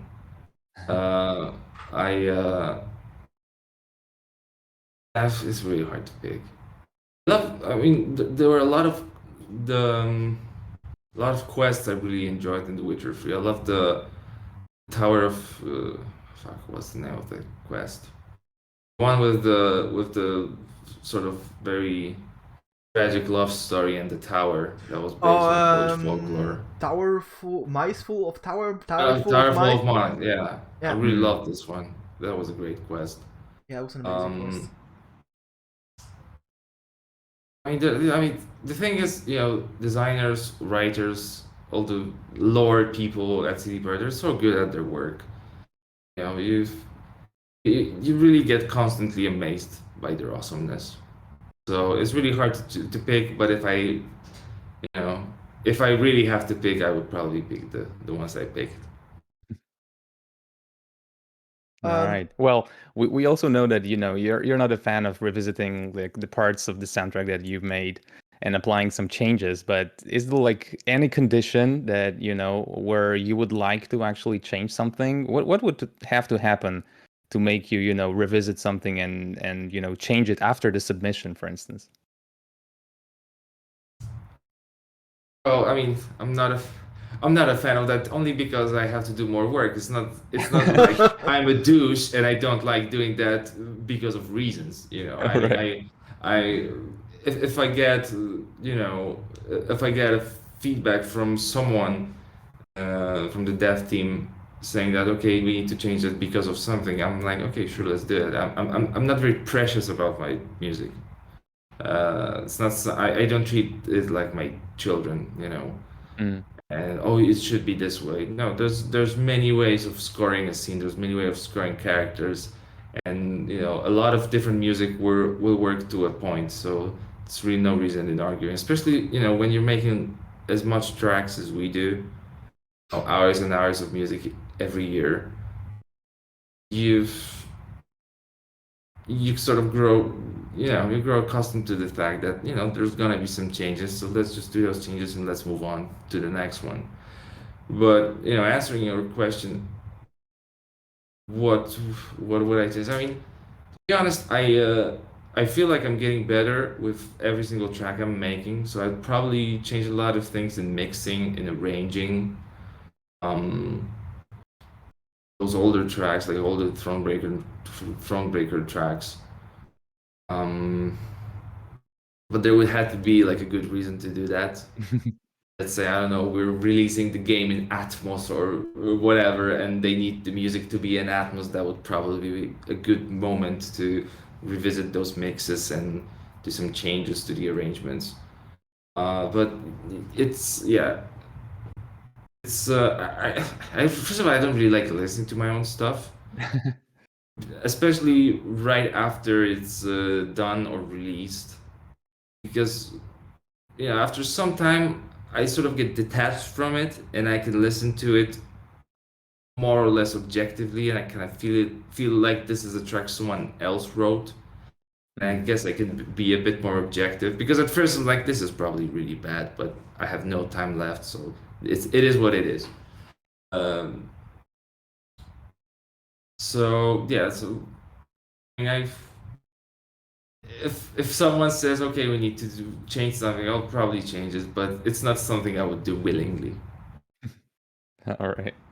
Kind of follow up on that. I know that you said that it never that it almost never happens that you have a track composed for something and then higher up say it's not really what you're looking for.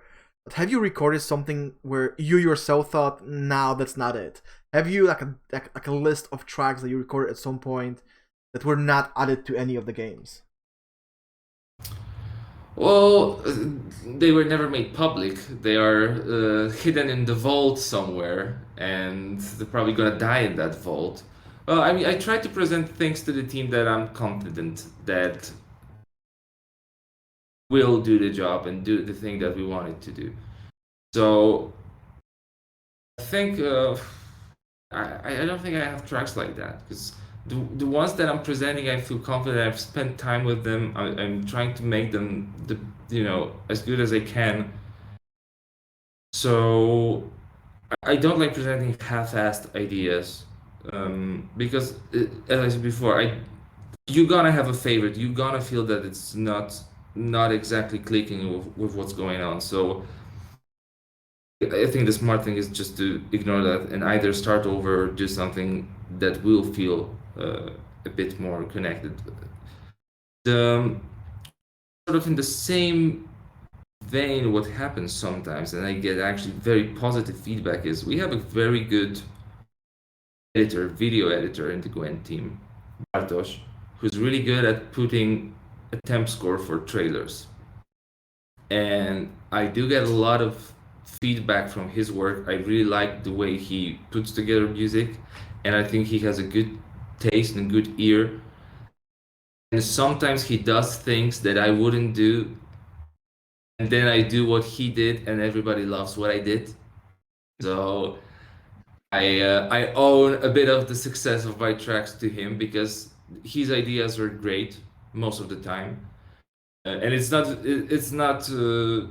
something that all video editors are born with. I mean, this is a very specific talent and a skill that he has. So yeah, sometimes I'm surprised by the way he puts together music and the way he uses music in trailers, and I sometimes just copy what he does. Because it works brilliantly with the picture, and I just like apply my themes to it and my vibes, but the structure of it sometimes is just directly. I mean, and obviously sometimes, he either asks for music in advance, or we work together on it and we try to shape it into something. But, there were instances in the past where he did such a good job that I thought, I'm just gonna put the themes on top of what you did, because the structure is so solid, and I would do the same thing, or I wouldn't do the same thing, but what you did is awesome, let's do that. So a great collaborator he is. Yeah, we are writing it down. Potential list of guests, You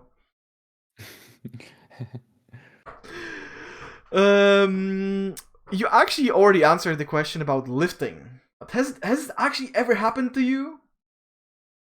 That If you were so inspired by somebody else's work that you finished writing your own theme and then realized I just copied what somebody else did. I mean, that probably, this probably happened, but like unconsciously, and I will know about it in a year when someone sues me or something like that. Like, I'm very conscious about that when it comes down to not lifting, and I have this rule of thumb, like if I feel like it sounds like something, I stop doing it. Well, obviously, it's not always possible because you sometimes are under a crazy deadline or whatever. But this is something actually one of my teachers told me years ago. It's like if that you feel like, oh, this sounds like real film music. It sounds like, I don't know, Howard Shore. You should probably stop doing what you're doing because you're probably are a bit too close to Howard Shore. So yeah, I try to I try to avoid it, probably like everybody, But then again, you are a sponge. You are constantly being influenced by music you've listened to as a kid, growing up. So it's really it's kind of hard to self-analyze and decipher what the hell you're really doing, if you're lifting or not. Are you lifting, the thing that you're doing is still creative. It is a bit of a gray field, but if I try to avoid it as much as possible. But also when it comes down to the themes from our universe, the Witcher universe, I don't care about those things. I'm lifting as much as possible, and I actually love doing that. I love using Marcin's or Mikołaj's theme sometimes as, I don't know, like an ostinato part or a bass line, or use it as a theme, and I actually like doing that. It's actually one of the most fun parts about doing music for Gwent, is that you have this library of stuff that you can go back to. You have some motifs, themes, or vibes in general that you can use to your advantage. So and also as a fan, I love when that happens in other franchises. That's why I like doing that.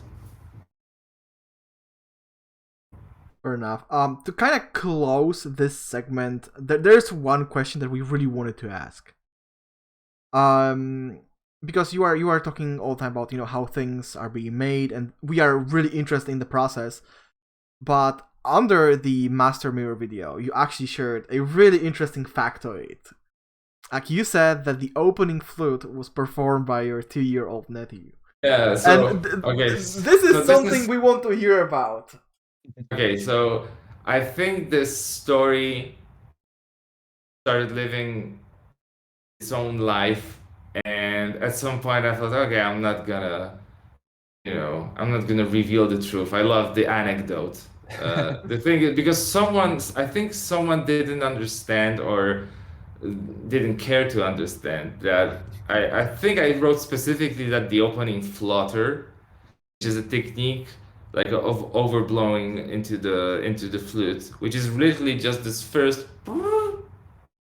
Someone somewhere translated it that this whole melody is performed by him, and this whole melody is actually performed by like a normal musician, like a normal grown up, and just the flutter is performed by, because I had my iPhone, I had like a piccolo flute, like a children kind of flute, and I said, okay, a flutter, and he's like, he did some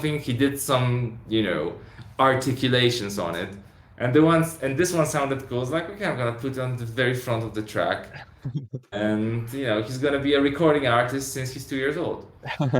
And so someone thought that the entire melody is played by him. So, and at some point I'm like, okay, this is too good of an anecdote to spoil it to people. Of course, I'm now spoiling it, which is kind of, I should probably say, yeah, everything is played by him.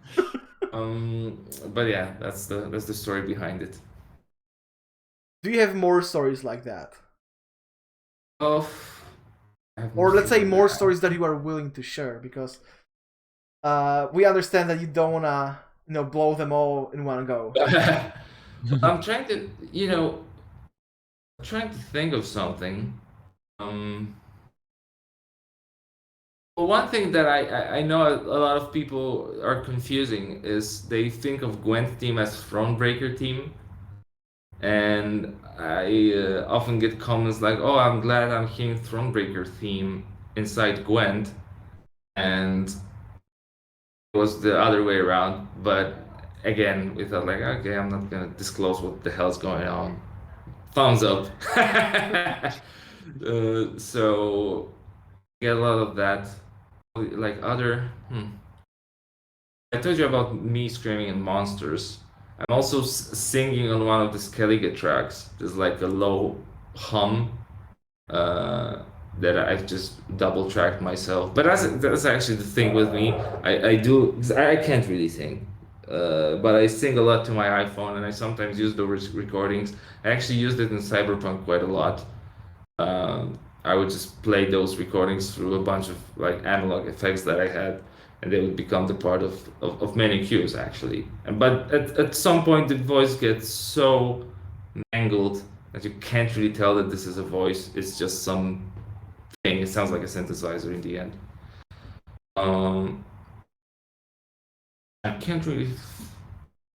If I'm gonna remember something, I'll write to you guys because I'm blanking right now. But honestly, now we are gonna go through all these Skellige tunes trying to find your voice. Well, I mean, this is the combat track. I think it's like Riches and Glory. It's the name. No, sorry. This is the ambient track. So Sea Dogs or something at the very end. I think I know the drums are already playing, and there's me singing like a very low something like that. Yeah, this is a pretty good story. Not gonna lie. Well, I mean, the reasoning behind it is although I use samples every day, I hate using them. It's not something that I enjoy. I do it because I have to. If I had the budget and the time, I would record every single instrument, and just use samples as an effect if that was the effect I'm looking to get. So I always try to record something live. Firstly, you don't have to program the part, and the part already sounds natural, which is a big thing with working with samples. You always try to make them sound natural, and obviously they never do to a point that would really would be satisfactory. The second thing is just it makes things more fun, which when you have to write the amount of music that we do for games, crucial, that you're not bored and you're not thinking of it like a mundane task, like a 9-to-5 job that you have to, okay, another combat track, here it goes. So so recording stuff always adds a bit of freshness to the whole thing, and also it's great because it limits your possibilities. Like if you tell yourself, okay, I have those instruments here, maybe I'm just gonna record them and try to work with whatever they can do. It limits the infinite palette of sonic possibilities, and you can actually be more creative with that restriction. All right. I think it actually exhausts the list of Gwent-related questions that we had. But there is more to come. There is more to come. There is we have one competitive Gwent-related question that you are probably not gonna answer, or maybe the answer is gonna be very short. And then we have the personal Q&A. So get ready because some of these questions are quite interesting. Right. So competitive Gwent, Hesser. Yeah, well, the competitive segment is going to be way shorter than usual this time, but we can make it a bit more general. Well, first of all, do you have like any interest in competitive gameplay? Do you watch tournaments of Gwent? If not, then maybe you watch some, some other esports. Yeah, I did watch some. The couple first ones, but I actually was watching them with a friend from CDPR, and he was kind of explaining the tactics and what's going on. and it was actually really interesting. And at that time, I didn't really know the mechanics of Gwent that well. I mean, I still don't really. I don't consider myself a Gwent expert, but I kind of know what's going on. And when I was watching that, he was literally, you know, explaining what the hell is going on. So I remember watching that, whatever year it was, 2018, 19. I don't remember exactly. But yeah, I remember also there was. I don't remember the name of the player. I'm very sorry, but I remember there was like a great play. Someone did, like a very smart move, and that sort of went viral around the company. And I remember people sharing that video. And again, I don't remember what that was because I was so deep into Cyberpunk. I don't know. I couldn't remember my own name. So, so I don't remember what that was specifically, but I remember, an instance of that happening. All right. And what about the other esports? Are you like watching something? Are you have any interest in that or not so much? You know, I don't really watch esports, and probably because I'm a very bad player. Uh, so a lot of the things that those people do are on a level that I don't really understand what the hell they're doing.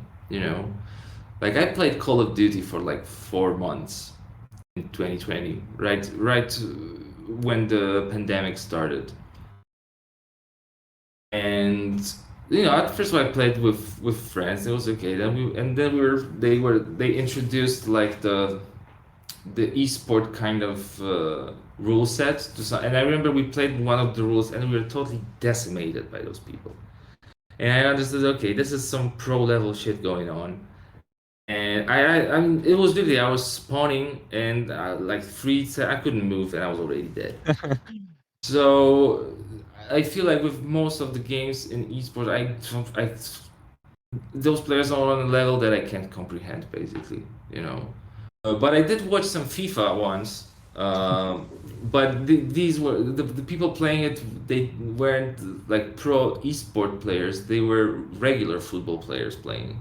All right. Because the pandemic hit and they had people playing, football players Oh yeah, playing I remember some FIFA, of and I this. watched that, and that was interesting. Yeah. But yeah, that's my only exposure to esports, really.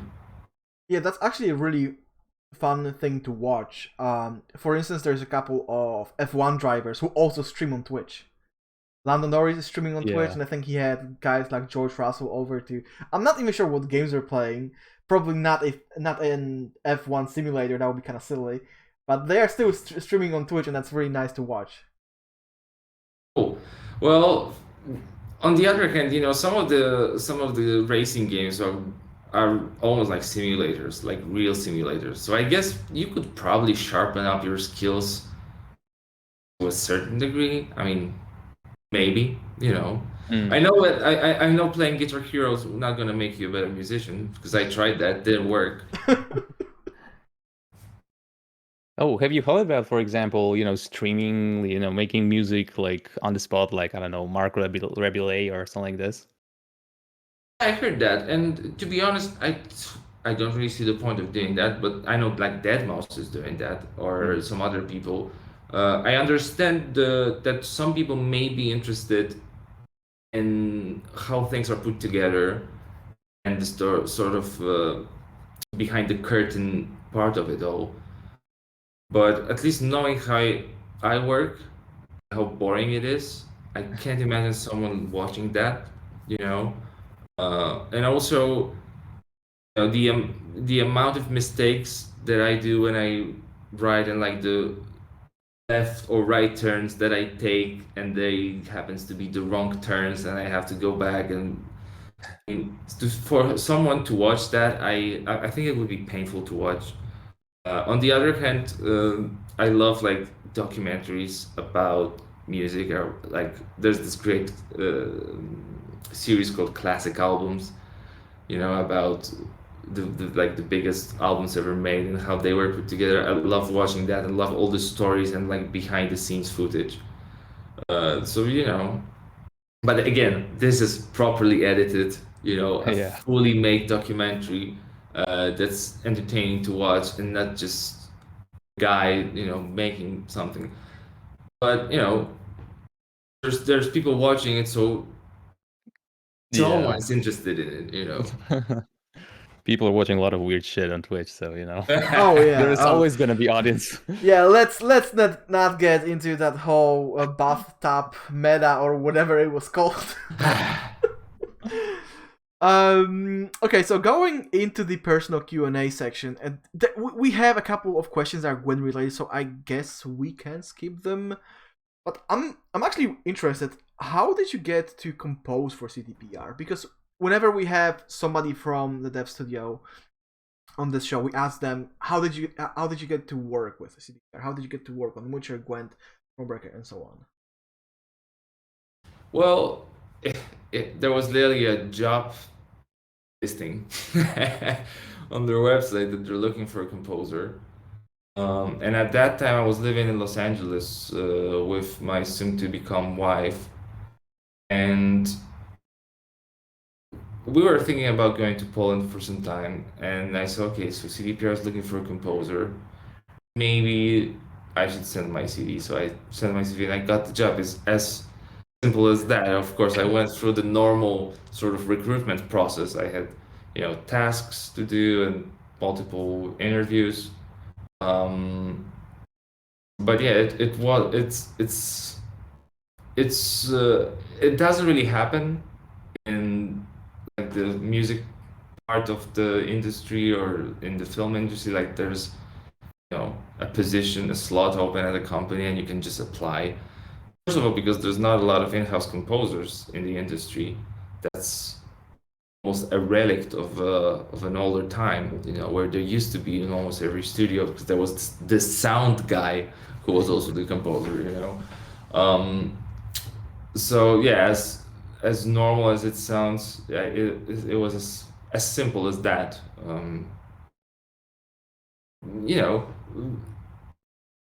The I mean, I was obviously a fan, of The Witcher 3. And I knew that Cyberpunk was coming, so to have the opportunity to work, first of all, in the Witcher franchise, and then to maybe do some original stuff for Cyberpunk, I mean, the idea was so ridiculous. The fact that I got the job, I remember when I got a call, like, okay, you got the gig. It was so weird. I was like, are you serious? And this is not a prank call or whatever. It almost didn't feel real. But yeah, it happened. Yeah, sounds like a good story to me. I did expect some, let's say, like great depth to that story. Like, I remember when we had Pavel on the show, and he said he wrote something on the forums, and he was very active there. And then he started talking with the devs, and in the end, they offered him the position of community manager. But it sounds amazing. A lot of people would not make the move. Like you live in Los Angeles. Like you probably have a good job, and then let's go back to Poland. Well, I mean, the industry over there is huge. So I was like one of the 10,000, 20,000 composers looking for a job over there. It's not like, I mean, I went there as a student, and I was spending the next year basically working entry-level jobs in the industry, like doing music programming or, some orchestration, arranging, doing some ghostwriting and stuff like that. So it wasn't like I was making it over there. So that also added to the weirdness. I'm doing some ghostwriting, and then what? I'm gonna just do music for Cyberpunk. It's like really like the one of the biggest games at that time that people were waiting for. So it didn't seem real. Yeah, huge leap. Yeah, that someone would be so stupid to hire me for it. They did. So yeah, so it was really was really a game changer in my life, and I'm forever grateful to Martin. I told him on multiple occasions, especially when I'm drunk, like, bro, you really changed my life, man. Like, where we go to the deep stuff, you know. But yeah. Also the thing is in Poland, I mean, the industry is booming compared to other countries, but you know, as a fan, especially fan of The Witcher 3, and actually the first Witcher also, I love the first Witcher. It really was and still is a dream job. Yeah, I can see that. Though to be honest, when I'm listening to you know, the Thronebreaker soundtrack or the Gwent soundtrack, I don't really see that many references, if any at all, to the first and second Witcher. It's all about The Witcher 3. Yeah. I think Witcher 3 musically is like the canon right now for us. It's because it takes the good stuff that was in the first and second game and basically amplifies them and make them the centerpiece of the musical universe. At least this is how I look at it. There was more like orchestral stuff. There was even some electric guitars in like the second Witcher. Yeah. And I think like the instrumentation, the timbre, and the texture of the music that's in The Witcher 3, it's the canon, it's the Witcher music. You know, when you say Witcher music, people think about this game, not the previous games. So yeah, true. Hessa, you still have some questions on the list, if I'm not mistaken. Oh yeah, that's right. Well, in your spare time, although we can imagine that there is not so much of it, what kind of music do you listen to? And do you have like any recommendations for those people spending thousands of hours in Gwent, for instance? well, I love classical music, like late 19th century and up. Like 20th century is probably my favorite century when it comes down to classical music. I love electronic music. I love the stuff, you know, from Warp, like Aphex Twin, to Berlin stuff that's happening right now. I listen to a lot of metal because that's sort of something that, I mean, Metallica is my favorite band ever. It's like the most important band in my life, is that they sort of introduced me to music and showed me that music is fun. So doesn't matter if I listen to them now. It is the most. They were sort of the gatekeepers in a funny way. You know, they opened the gate for me. It's like, listen, music is amazing. So yeah, and so that's probably those three are the main, not even genres, like types that I listen to. I don't listen to a lot of film scores or game scores actually. I only listen to them like for work purposes. When someone's, let's say I have an interview with someone or we're working on a game and someone mentions something, I would listen to it, but it's not something that I listen to just for pleasure. Also because, you know, with more classical approach to film scoring, I rather would listen to the source of inspiration. I would rather listen to Bartok or, you know, I don't know, Vaughan Williams or Stravinsky than someone's reinterpretation of it. Although, you know, there are many film composers or film scores that I actually have on my playlist, like some, you know, stuff by John Williams or Hans Silvestri or Johan Johansson. But to me, those composers, they at least in my playlists, they occupy both the film territory but also like an artist territory. You know, to me, the fact that there is a movie scored by Alan Silvestri is a good enough reason to go and see that movie. The same thing was with Johan Johansson, you know, when he was still alive. It's like, okay, this is a new Johan Johansson movie. I'm gonna watch that. So yeah, that's probably the things I listen to. Yeah, it's actually interesting that you said that when it comes to classical music, it's about late 19th century onwards. I'm on the opposite side of the spectrum. I always say I only listen to composers who have been dead for at least 350 years. Like I love Monteverdi, Gabrieli, Corelli, Schütz, basically late Renaissance and then Baroque. Everything with harpsichord in it. That's my jam. The moment piano enters the scene, I'm like, nope, that's too recent. Well, I like music with attitude, and I feel like that especially early 20th century stuff is a bit more punk rock, and it has like a lot of guts to it, and it's something I really really enjoy. And it also is very dramatic and very film score like. If you listen to Prokofiev or Stravinsky, I mean, you can literally pinpoint places in like moments in movies that were directly influenced by specific moments in those pieces. And actually, something that I picked up during the pandemic is actually listening to classical music with scores and then analyzing scores. It's something that I never really did, and because of the pandemic, I started doing that, and this is like my pastime hobby I like doing, and I learn a lot, and I also get a lot of great ideas to pick from people, especially about orchestration, about voicing, something like that. So I enjoy doing that.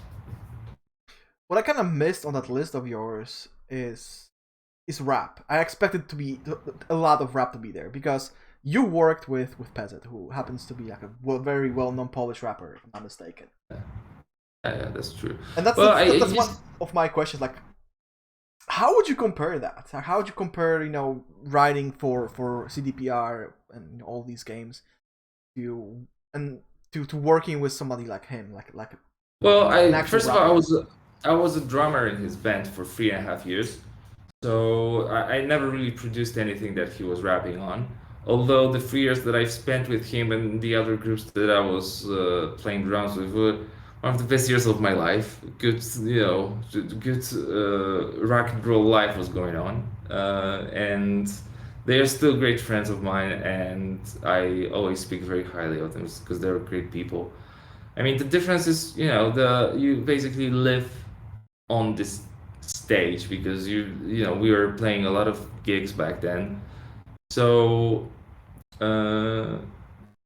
so the difference is you get constant interactions with people, and now I'm sitting in front of the computer. It's a very solitary life, so that's probably the main difference, that you're alone all the time. Yeah, I can see that. But now that you can get outside, do you still skate? No, man. I used to, actually, when I was in Los Angeles, I bought a longboard because it was easier to move around and to go places on it. But that was what, 2016? Yeah, 15, 16, 17, and I actually left my board in LA, and I never really skated since then. And longboarding is not like real skating. I wasn't doing tricks. I was just from one place to another. I feel like if I get on a real skateboard now, I would probably be terrified. Because I don't feel like I'm very old, but this is a young man's sport in a way that you have to have this sort of level of recklessness. Yeah. That you can't think too much about, oh, something's gonna happen to you. You're gonna get an injury. I actually broke my hand when I was skating, so I had this trauma, and and I was skating after that, after I recovered, but I had this trauma that I might do that again, and that kind of stopped me from. I actually stopped skating when I was, I think, 15 maybe, because I felt like, okay, I'm probably gonna be a drummer in my life, so I need to have my hands in shape. Yeah, I feel I like recently got like the cruise board, and it was like trying to find like the balance between like the standard board and the long board, and every time I'm going outside to practice, I feel like that Buscemi meme with the fellow kids.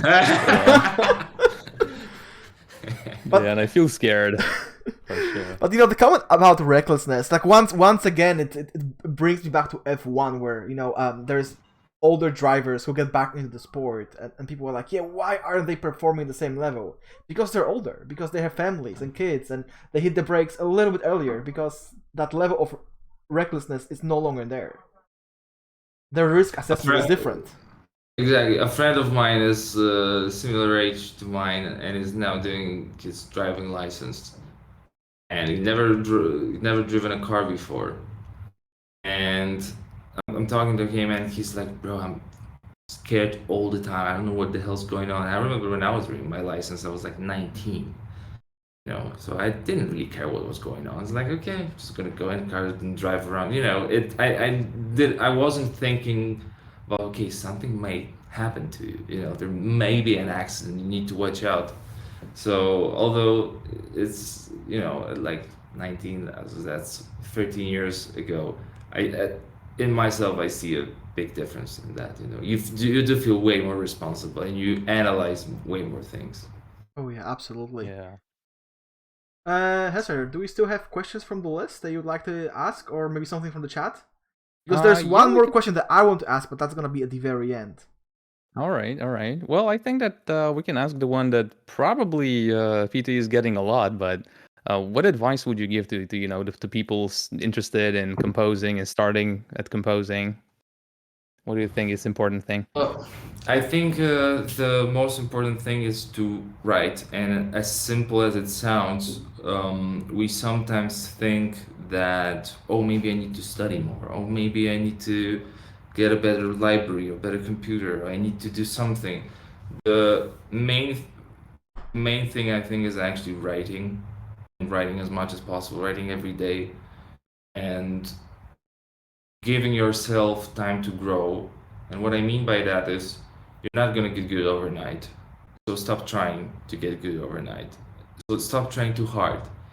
The way that your skill develops in very small increments, and you're not going to notice the difference on a day by day, weekly basis, but you got to notice that on a monthly basis if you're going to work every day. And I would also encourage everybody to, especially when they're starting out, to write as many things as possible. Never try to make anything perfect. Never try to work on one piece for 30 days. You're gonna get better results, and you will sharpen your skills way more if you do 30 tracks in 30 days rather than one track in 30 days. Because at first you're not gonna write a masterpiece. You're gonna be struggling with coming up with stuff. So it's way more important. In quantity, there's quality. So also, at the very end, you will have 30 things to show to people, not one. Which, if they don't like the first and the second one, you always have the third and the rest. So write as much as possible and write, as many pieces as you can. Then try to convince someone to put them into their project, whether it's a game or a movie, or if that's obviously something that you're interested in, because maybe you just want to be an artist and you write your own music. It's also great. Then look for opportunities to post your music online. Maybe if you're doing like electronic music, maybe there's a DJ who's gonna play your track. If you want to do classical music, befriend a young conductor from somewhere. Maybe he'll play your piece somewhere. Like one thing is owning your craft and really working on your skill set, and the other thing was putting your music out there and trying to make connections with people and professional connections. Those two things are equally important and equal. We all hear stories about great people that never made it. We always hear stories about hacks that made it because they're good at talking to people. Yeah. You want to, I guess you want to bad, but if you want to be a hack, be a hack. I don't care what anybody says. Yeah, I think that sums it up well. It's a very sound advice. Okay, one more question from the chat, if we have any.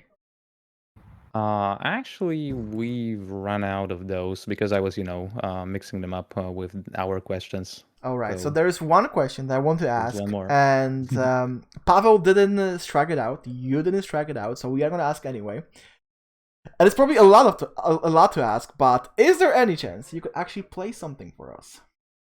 The problem is the only instrument I have is this violin, and I don't really play this violin. We are It's- actually hoping for some sick sass riffs. Yeah, the problem is I'm right now in my apartment and I don't have any instruments here. That's the shame. That's Oh. actually why I'm looking forward to go back to the studio.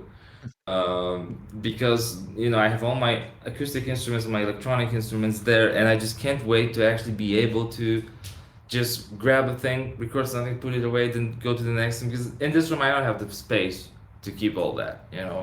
I hardly fit at my computers and everything here, so I can't really play anything.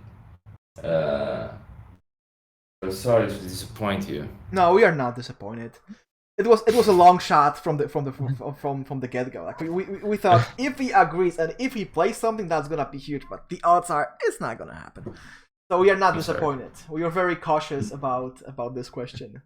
But with that being said, we kind of ran out of juice. So let's go into the shameless plug in a segment, which is basically when you can promote yourself. Like when somebody wants to learn more about you and about your work, where can they find you? Well, I guess we live in social media days, so I guess Instagram, Twitter, Facebook, and all those things. I guess you can find me pretty easy. If you type in PT Adamczyk, it's probably gonna show up, or if not, you're probably gonna have to do some digging. But you can always, also on Spotify, I think you can check what I'm doing there. And thanks to everybody for listening to my music. I really appreciate it. Thank you for the invitation also. It was great talking to you guys. And thank you for what you're doing to the community also. Yeah, and it was great talking to you guys. It was great having you. Hesser. All right, as usual. Well, I was supposed to ask you actually before the podcast to not give me the voice this time because people can find me either way. They can just type in Merchants of Novigrad and then find the channel as well.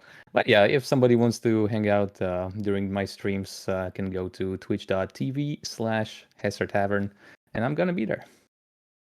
All right, and as always, I'm not gonna promote myself because you are already in my channel. But I'm just gonna remind you guys that if you wanna learn more about the podcast, you can follow us on Twitter at Novigrad Podcast. And that this episode is going to be uploaded on YouTube, Spotify, and numerous other platforms either today or tomorrow. With that being said, PT, Hesser, thanks for being here. It was a great episode. Thank you, And guys. Thank you, guys. And Chad, thanks for staying with us and asking amazing questions. And at the end, special thanks to Ellis and Not from our community for providing us with a lot of suggestions. It was some great effort. Thanks, guys. And yeah, once again, everyone, have a great Sunday, and we'll talk to you later. Hey.